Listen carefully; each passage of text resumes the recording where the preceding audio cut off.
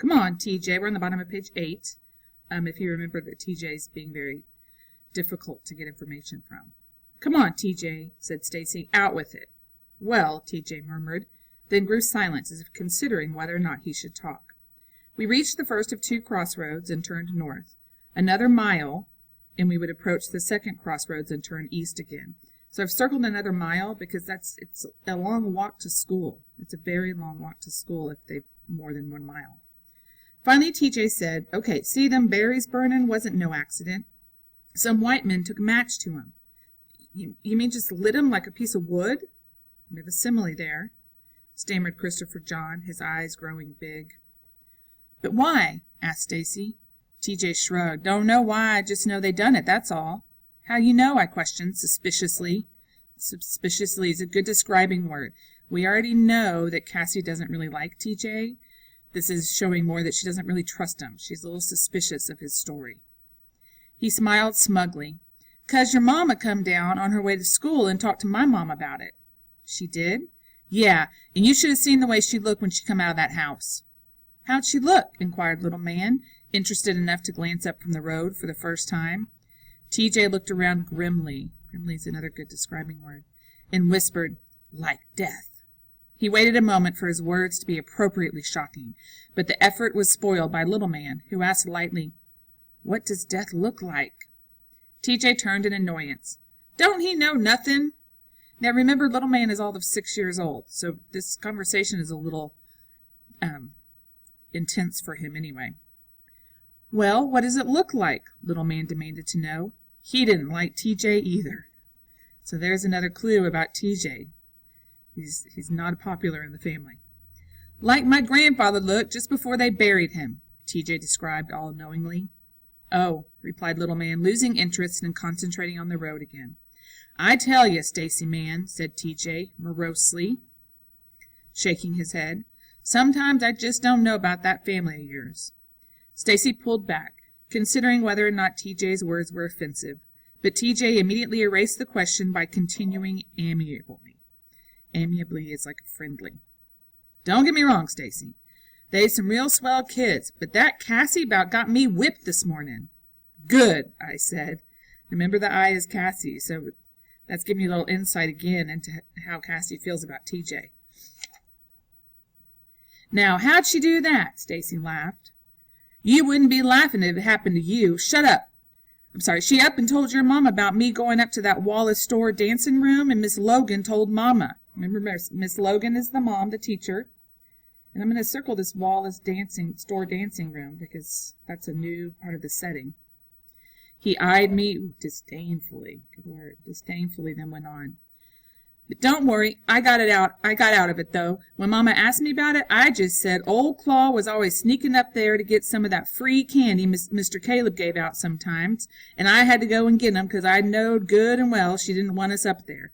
Boy, did he get it, TJ laughed. Mama about wore him out. All right, so we have Mr. Caleb as another new character. And then look at this. So TJ threw his brother under the bus. TJ was getting in trouble for going up to this Wallace store dancing room, and so what he did was he lied and said it was Claude's fault, and Claude ended up getting in trouble. So that tells us TJ is not honest. I stared at quiet Claude. You let him do that? I exclaimed, but Claude only smiled in that sickly way of his. That tells us a little bit about Claude, right? Sounds like Claude's a little bit wimpy. And I knew that he had. He was more afraid of TJ than of his mother. So he's more afraid of his brother than he is of his mother. Again, little man glanced up, and I could see his dislike for TJ growing. Friendly Christopher John stared at TJ, and putting his short arm around Claude's shoulder, said, Come on, Claude, let's go on ahead. Then he and Claude hurried up the road away from TJ. So I think that's a good example of Christopher John.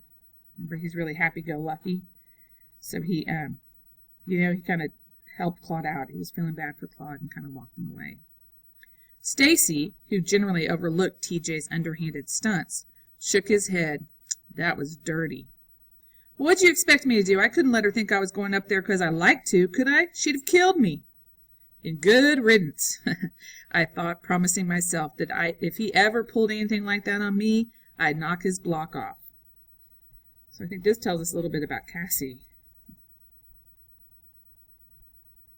Sounds like Cassie doesn't take anything from anybody. She's going to let him have it. We were nearing the second crossroads, where deep gullies, make sure we know what that means, lined both sides of the road, and the dense forest crept to the very edges of high, jagged, clay-walled banks. Suddenly, Stacy turned. "Quick!" he cried. "Off the road!"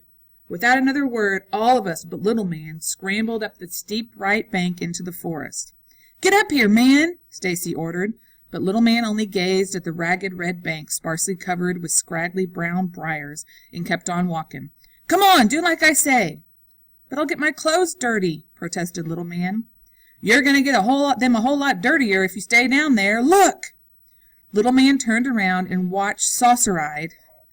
I like that's a good description of his surprise. As a bus bore down on him, spewing clouds of red dust like a huge yellow dragon breathing fire. Got a nice simile there.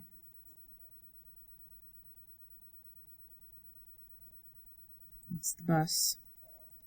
Little Man headed toward the bank, but it was too steep.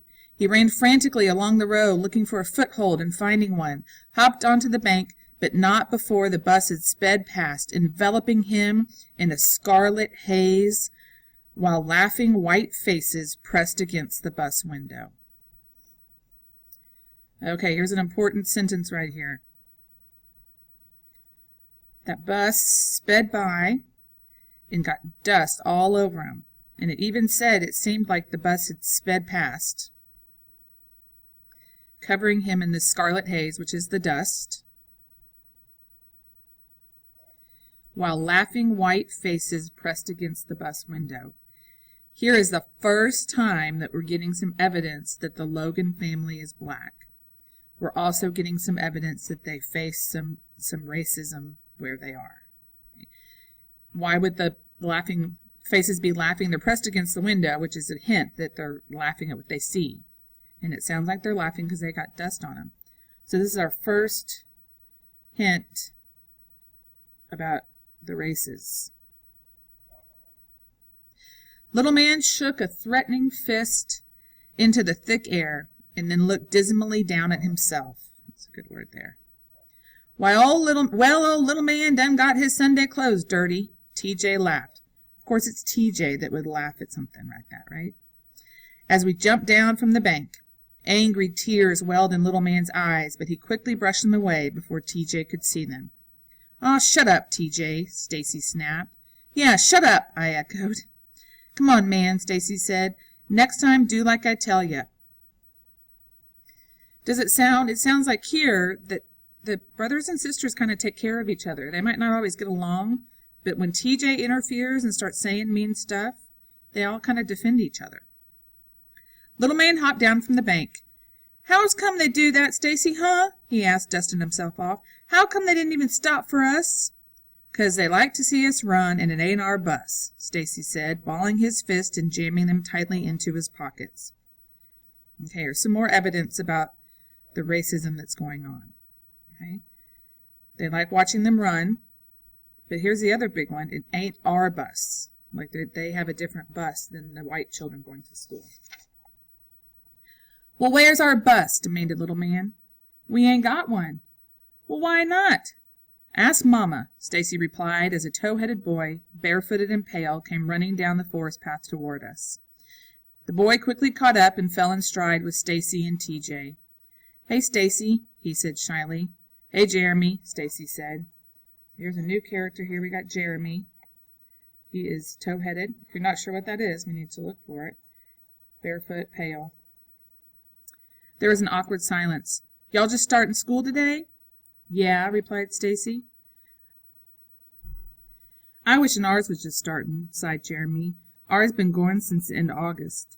Jeremy's eyes were a whitewashed blue, and they seemed to weep when he spoke. So I've circled this because it gives me a clue of kind of that Jeremy doesn't seem like a really happy kid, because, weeping is like crying. "Yeah," said Stacy again. Jeremy kicked the dust briskly and looked toward the north. He was a strange boy. Ever since I had begun school, he had walked with us as far as the crossroads in the morning, and met us there in the afternoon. He was often ridiculed, circled ridiculed, that's a good word, by the other children at his school, and had shown up more than once with wide red welts on his arm. Welts are like big marks from like a hit on his arms, which Lily and Jean, his older sister, had revealed with satisfaction were the result of his associating with us. Still, Jeremy continued to meet us. All right, so now I'm wondering, Jeremy goes to a different school, and he was often ridiculed. That means like teased and made fun of, and sounds like he gets beaten up. His older sister revealed that he got beaten up because he associated with the Logans. So what does that tell you about Jeremy? Still, Jeremy continued to meet us. When we reached the crossroads, 3 more children, a girl of 12 or 13 and 2 boys, all looking very much like Jeremy, rushed past. The girl was Lily and Jean. "Jeremy, come on," she said without a backward glance, and Jeremy, smiling sheepishly, waved a timid goodbye and slowly followed her. We stood in the crossing gazing after them. Jeremy looked back once, but then Lily and Jean yelled shrilly at him, and he did not look back again. They were headed for the Jefferson Davis County School, a long white wooden building looming in the distance. Behind the building was a wide sports field, around which were scattered rows of tiered gray-looking benches. In front of it were 2 yellow buses, our own tormentor and the one that brought students from the other direction, and loitering students awaiting the knell of the morning bell. All right, so the yellow buses, one of them was their tormentor. So what does that tell you about Jeremy and Lily and Jean? It tells us that they're white, because the bus with the white kids that were laughing at them is at that school. In the very center of the expansive front lawn, waving red, white, and blue with the emblem of the Confederacy emblazoned in its upper left-hand corner, was the Mississippi flag. Okay, this Confederacy emblem is important. Below it was the American flag. How do we usually, the American flag, remember, is supposed to always be higher than the state flag, but not here. As Jeremy and his sisters and brothers hurried toward those transposed flags, we turned eastward toward our own school. All right, so we're going to their own school. That's telling us, that's a sign that we've got the segregation going on here. Segregation. That I can't spell. Sorry. Segregation is happening right here at this school. Confederate flag is above the American flag. This is where the white kids are, and these guys, the Logans, are still walking to their own school.